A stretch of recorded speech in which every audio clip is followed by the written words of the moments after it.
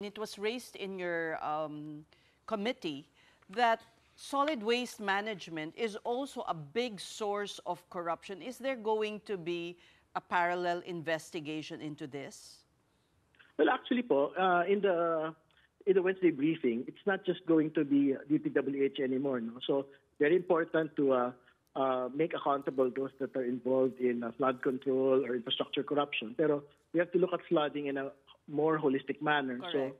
So we'll invite po the DNR, MMDA, and DOST para to look into the other reasons for the flooding. Kasi it's not just the failure or substandard flood control facilities that is the cause of the flooding po. So, yan po, mapag-uusapan din po yung binabanggit po ninyong solid waste kasi siyempre, yung pong usapin po ng basura, talagang malaking usapin din po yan. So, usapin po ng management ng pagbabaha.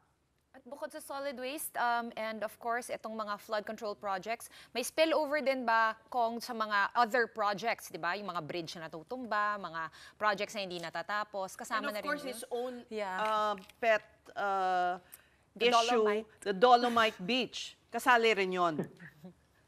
Well, una, to be very clear, relating to the flooding po, syempre, aside from the solid waste issues, yun nga, we would want to be able to see whether or not yung pong reclamation has an impact on Manila Bay flooding, Metro Manila flooding.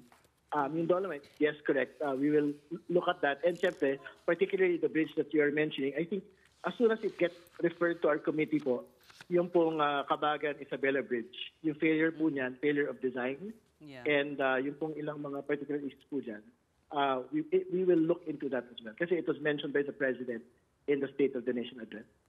Well, we thank you for joining us. There's a lot of work for you to do. That was House Public Accounts Committee Chairman, Representative Terry Ridon.